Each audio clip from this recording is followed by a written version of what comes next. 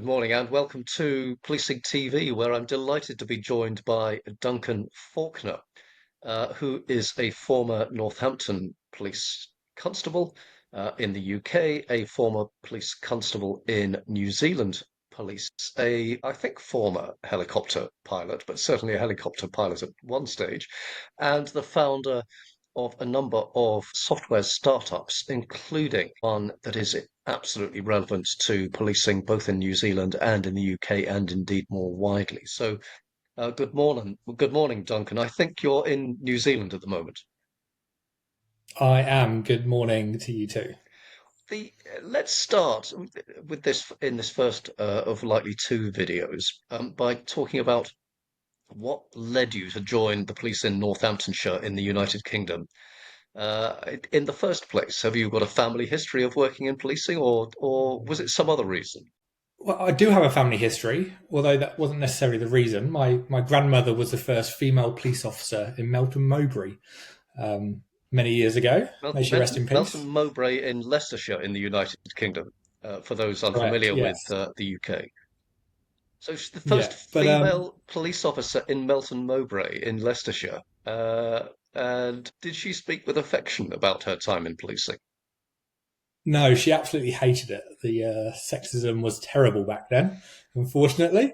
Um, but there you go. I wouldn't say it was an inspiration. I think the actual inspiration for me was I've always had a good sense of adventure. I've always really deeply cared about community. Even when I was at school selling, cupcakes to raise money for World Vision, and I knew when I was leaving school, I I knew I didn't want to go to university. I was very much into the outdoors and adventure. And a good friend of mine was in the police force in Northamptonshire, a guy called Paul Hollands. And one day I went out on a shift with him and absolutely loved it. So I submitted my application very shortly after that and joined the police at 20 years old.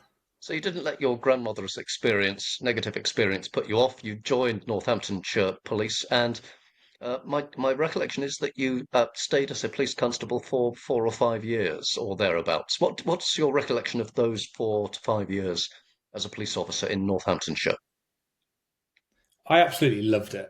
I think policing is you're really fortunate to join the police at that young age because you get exposed to the highs and lows of life. It's a fantastic sense of adventure. I think the phrase, making a difference, it often feels like it's overused, but you really are making a difference every single day that you go to work. A fantastic team that we worked with. I was quite fortunate to be, riding the off-road motorcycles and chasing criminals or not chasing criminals around the streets, but doing proactive work. And for me, I enjoyed it. 50% was the thrill of the chase, really making a difference and preventing crime and catching criminals in the act. And the other half of it was that time you got to spend with members of the public, those kind of weird and wonderful conversations that you have, many, many cups of teas floating around the sector. And again, the team we worked with, a fantastic Sergeant Tora Liggins and my Inspector Dave Rayfield. They really looked after us and protected us so we could really focus on the core business of policing. Before we move on to New Zealand, for those in the UK, teenagers, early or in their early 20s, is a policing career something that you would encourage others, youngsters particularly, to give serious thoughts to? Yes, I would. I mean, policing has its challenges, right?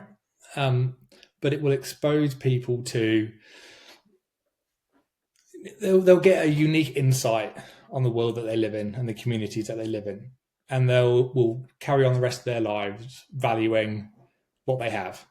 Um, they'll meet great people. They'll have challenging situations.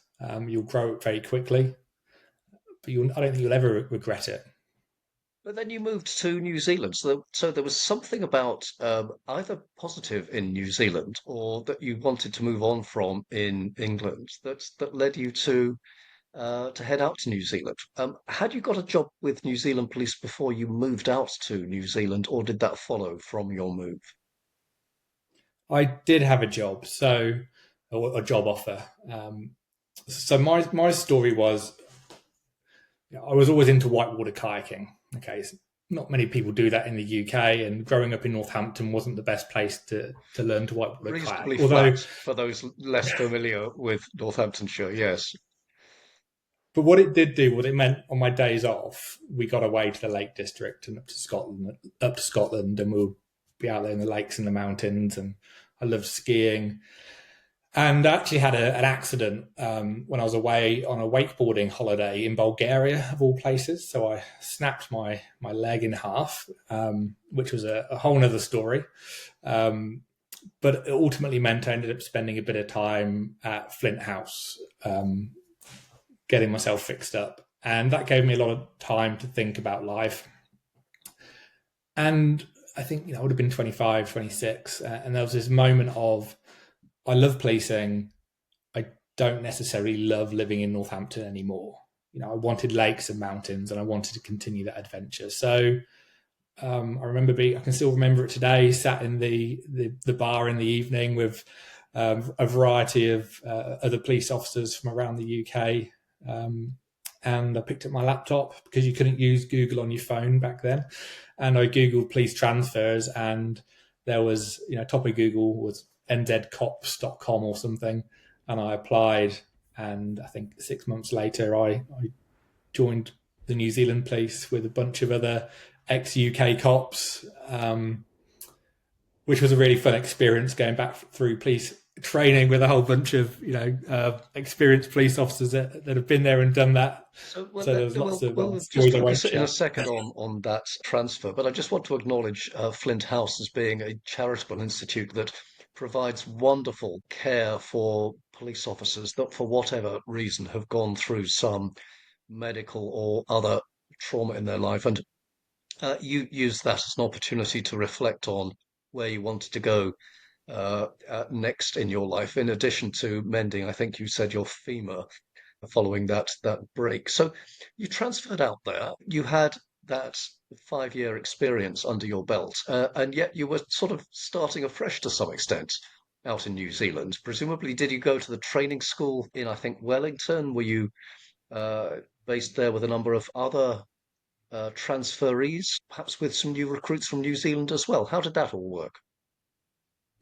So we did 2 weeks on station just to get familiar with New Zealand, and then I think we did 12 weeks at the police college. Our intake was only ex-British police officers. We had to learn the New Zealand law, which is actually very similar to British law with a few changes. We had to do the driving assessments, firearms training. It was an awful lot of fun. As you imagine, having 20 or so British police officers on the other side of the world was a really fun experience. Everyone going back to police college. There's a lot of learning about the New Zealand laws, which are very similar to British laws, doing driver training courses and firearms training and the likes.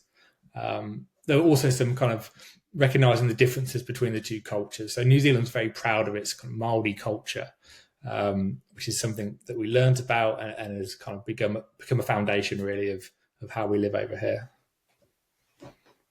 So those 20 recruits, do you happen to know how they all got on with life in New Zealand? You've stayed. For some, I imagine there was the challenge of leaving loved ones behind in the UK. Do you happen to know whether the majority of those 20 ended up staying in New Zealand, stayed working with New Zealand police, or were you the exception?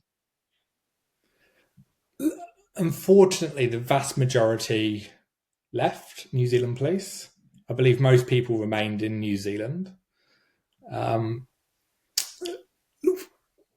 I think, how can you put this nicely? I think when you're a British police officer, or when I was a British police officer, I felt extremely proud to do the job that I did. And I think all British police officers should take a moment to reflect on that. Like, they're doing a fantastic job. And moving to New Zealand, admittedly, I was working in a very small mountain town, Queenstown, which is in the middle of the Southern Alps. The culture in policing just felt very different to what I was used to. I felt like there was too much time spent giving tickets to motorists for not having an MOT essentially, or for going 2 kilometres over the speed limit. And I stopped feeling proud to be a police officer. Now there was lots of, it was a great job. I did some really interesting incidents. I'd never been to an avalanche, for example, in Northampton, but in Queenstown Police, I was, the first on scene for a snowboarder that had been buried and managing that scene. So it was a really fun job, but I did lose that sense of pride. And for me, it was time to step away from the So, service. some illustrations there of how policing has some core similarities wherever you are in the world, but there are some differences. And some of those smaller differences actually may lead to cultural challenge for those that are transferring from one part of the world to another. So, in due course, you left New Zealand Police, and you at that point became a helicopter pilot. I just briefly would like to touch on that, and then we're going to bring this first recording to a close, and then in the second recording, we'll move on to more of the present day and what you're doing now with Evidentful and working in software. But just how did the move to be a helicopter pilot come about? Um, I loved aviation. Anyone that served on the East Midlands Air Support Unit when I was in Northampton would have known I was the biggest skid biter out there. Obsessed with getting the helicopter out and doing trips out in the helicopter whenever I could. Once I'd left the police, I still wanted to pursue that career. So I ultimately spent a year training to become a helicopter pilot. Got involved with agricultural work, flying Robinson helicopters, which for anyone that knows about helicopters, they're this flimsy little two or four seater helicopter. Again, really, really enjoyed that. It was quite short lived. I ultimately left flying because I had a young family and didn't want to die. When I went for my first helicopter lesson down here in New Zealand, I walked into this reception. There were three other people in that room, three guys, and all three of them died in separate helicopters crashes within the space of a few years. And the last one, Steve, he was an ex-British Royal Marine helicopter pilot, as safe as they come, and he died in a crash that was really unexplainable, as they all did. And for me, I thought this isn't what I want to be doing. I don't want to be dead, right? I love flying helicopters, but I didn't want to be dead. And getting out of that type of helicopter into the bigger helicopters meant essentially spending at least 800 hours flying the smaller ones before you can fly the bigger ones. And I wasn't convinced I had the nerve to do it. So I got out of helicopters. But what I went on to do was to build my first tech company, which was a health and safety management app for aviation. And that was really my introduction to technology a bit over a decade ago. That's a great link through to our second video. We're going to bring this first video back to a close. The first video looking at back at your career starting in policing and then moving into aviation. Video two is going to bring us back to policing and some more ICT as well. Ahead of you um, and your company, Evidentful, being a sponsor at the National Police Chiefs Council Innovation and Digital Summit taking place in just a handful of days' time here, or rather in the United Kingdom in Liverpool. So anyway, Duncan, for the time being in this first video, thank you so much for your recollections. We'll move on to recording the second video in a moment or two, but for the time being, thank you very much indeed. Thank you.